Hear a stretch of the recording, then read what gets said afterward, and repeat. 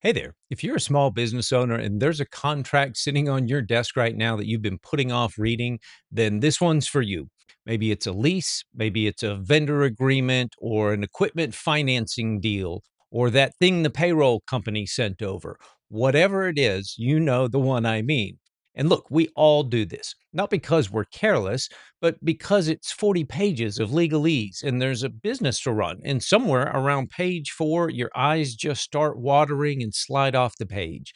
There's a lot of noise out there right now about AI and contracts, companies selling you software, people telling you that you don't need a lawyer anymore. Most of that is overblown, and I'll tell you exactly where in just a few minutes. What I'm going to show you here is the thing that actually works. 4 questions. You ask the AI these same 4 questions about any contract in the same order every time. By the end of this video, you'll know what they are. You'll have watched them work on a real contract, and you'll know how to check that the AI didn't just make something up. All right, let's dive in. And stick around because 2 things are coming. The 4th question is the one that catches the thing that isn't in there at all. Almost nobody looks for that. And in my experience, it's usually the expensive one. And then near the end, I'm going to tell you the one job you must never let the AI do with a contract. Not something to be careful with, like never. And I'd much rather you heard that from me rather than find out the hard way 6 months from now. So let me ask you a question. When was the last time you read a contract all the way through? Every page, every section, including the exhibit stapled on the back. For most owners I talk to, the honest answer is never, or maybe once a long time ago on the biggest deal they ever did. I've been doing this for 30 plus years. I've got an MBA for whatever that's worth, and I have absolutely signed things I only skimmed over. So I'm not here to lecture anybody. And before I go any further, the 4 questions I'm about to use are down in the description below. They're free. Copy them, keep them, use them on whatever is sitting on your desk, okay? Here's why this is such a good first job for AI, particularly if you've never really used AI for anything yet. This is not a big automation project. You're not learning 10 different tools. You're not building a system. You just open one app, attach one document, and ask 4 questions. That's the whole thing. And this one is genuinely, obviously AI.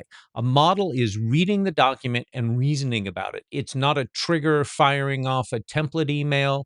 I'll come back to that later because there's a whole category of contract review software out there that isn't AI at all. Now, I didn't want to use a made up contract for this, and here's why. A made up contract is probably a fair contract. Nobody writes a sample agreement that quietly favors one side. So there'd be nothing worth catching here, and I'd be showing you a magic trick with a fake deck. So this is a real one. This is a retail lease for a ramen restaurant in a shopping center in Irvine, California. 1,420 square feet. That's a small restaurant. That's a real small business, same as yours, signing a real 10-year commitment with a real landlord. And the reason I can put it on your screen is that it's a public document. It got filed with the SEC, and once it's filed, anybody can download it free. The link's down in the description, right next to those 4 questions, so you can pull up the exact same document and follow along if you'd like. Honestly, that's probably the best way to learn this. This is a 10-year lease, 33,000 words. 33,000 words is a short novel. Nobody reads that. I've done dozens of commercial real estate deals, and even I don't read that much. So we're going to hand it to something that will. I'm using Claude here, which is one of the best AIs I use pretty much every day. You could use ChatGPT or Gemini or Grok, whichever one you've got. It doesn't matter much for this job. And if you've never used any of them, that's perfectly okay.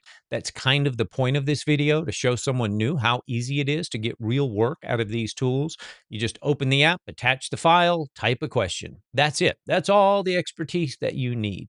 But let's talk real quick about the subscriptions versus the free versions. The free version handles a short contract just fine. Something this long, you'll probably want the $20 a month version because the free ones give you just a limited amount of use. On a long document like this, you might hit a limit about halfway through, but we're talking $20 against a 10-year lease. I'll let you do the math on that. Okay, here are the 4 questions, same 4 every time on any contract, lease, vendor agreement, employment agreement, the equipment finance thing, the software renewal. Doesn't really matter what it is. Number 1, What am I actually agreeing to? Number two, what can this cost me that isn't in the headline number? Number three, what can they do that I can't stop? And number four, what's missing that should be here? These questions are again down in the description, so feel free to copy and paste them into a text document and keep them handy for the next time you need to review a contract of any kind. Steal them and use them. That's what they're there for, okay? And I should mention that the order of questions does matter a little bit because each one teaches the AI more about what you care about. So by the time you get to question number four, the answers are getting better. So, question one, what am I actually agreeing to? And this is the moment that gets people the first time. 33,000 words go in, and about 40 seconds later, a plain English summary comes back out. Not a legal document, just here's what you're signing. Now, here's the first thing it caught. The business signs this lease, a corporation signs it. But down in section 1.15, there are two people named personally as guarantors, a married couple, and right after their names are the words jointly and severally. And that is the exact kind of legalese that can slip by most people. So let me put it into normal people words. It means that if the restaurant can't pay the rent, the landlord doesn't just go after the business, he goes after either one of those two people personally for the entire amount, not half each, the whole thing, either one of them. So this isn't really a business signing a lease. This is a husband and wife putting their personal names and their house and everything they own personally behind this restaurant lease for the next 10 years. And listen, I want to be fair. I'm not saying that's wrong, and I'm not saying the landlord did anything sneaky. Landlords ask for a personal guarantee all the time, especially from a newer business. And plenty of times you sign it because you want that space. But there's a big difference between signing it on purpose with your eyes open, having talked it over at the kitchen table, versus finding out about that personal guarantee in year three when something's gone wrong. That's really what this video is all about. And in the interest of full disclosure, helping businesses build AI tools and systems to work like this is something that we do. We help small business owners set up and use these tools for a wide variety of tasks that can help the business grow. Contract reviews are just a very simple example of the many things AI can do for your business. If that's something you're interested in, there's a link below. You can talk to us. And if not, that's completely fine. You can do everything I'm showing in this video without any kind of professional help. I've given you all the questions and everything you need down in the description. All right, back to the list. Okay, question number two. What can this cost me that isn't in the headline number? And I love this question because the headline number is the one everybody negotiates, and it's almost never the number that actually hurts you. So here's the rent. Starts at $16,153 a month. Goes up a little bit every year, and by year 10, it's $8,030 a month. Fine, that's the number on the front page. That's the number they argued about over coffee.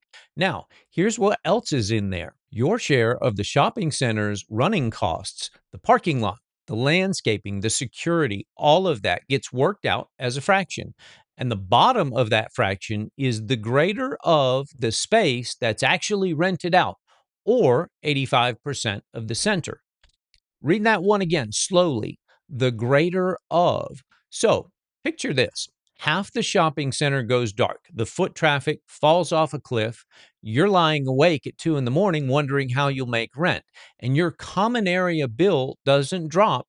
You keep paying like the place is nearly full. The landlord's empty units are not the landlord's problem, they are yours. That, to me, is one of the most expensive sentences in this entire document. And notice how it's written. It's not a threat, it's a math problem, a fraction. Nobody reads a fraction. And they're not all big ones. My personal favorite's buried in the rules on the back. $50 a day if one of your employees parks in the wrong parking spot. Your own guy in your own shopping center in front of your own restaurant. That one's not going to bankrupt anybody, but you'd rather know about it now before your kitchen manager finds out the expensive way. Question number three. What can they do that I can't stop? 5 miles. You cannot open another restaurant like this one within 5 miles of this shopping center. That's in section 1.11, and the details are back in 7.4. And it isn't just a you're not allowed to. Look at what actually happens if you go do it anyway. The sales from that second restaurant get counted as sales from this one for the purpose of calculating the extra rent that kicks in above a certain level. And on top of that, the landlord gets the right to send somebody in to audit that other restaurant's books. Think about what that means. You do really well. You want a second location, which is the entire point of doing well. That's why you did all this.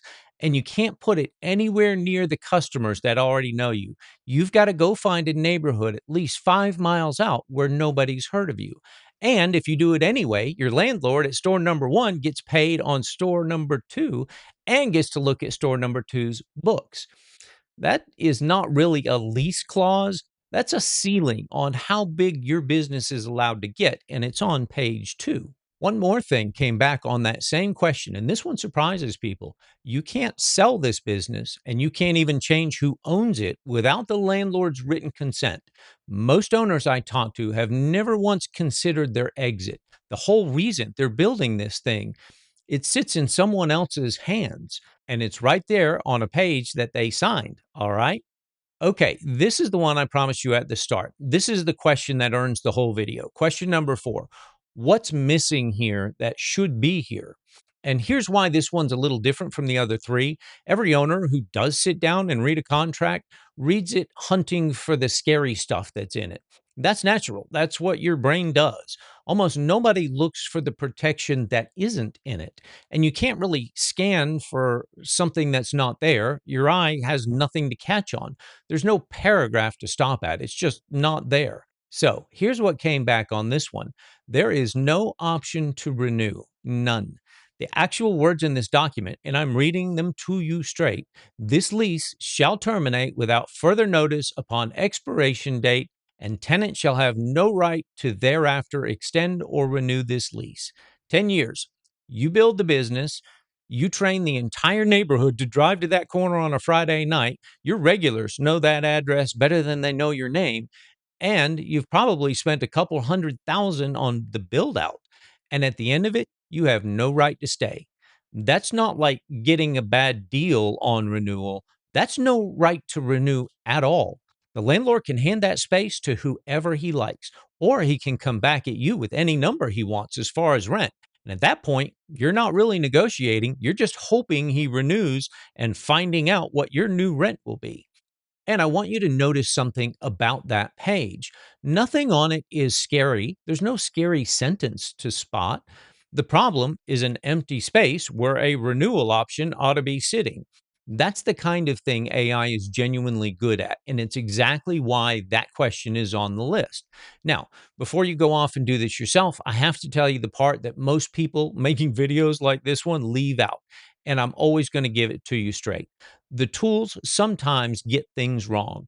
Not often, and not usually on the big obvious stuff, but on a 33,000 word document, they'll sometimes skip right past a clause and every now and then hand you a number with total confidence that isn't in there anywhere.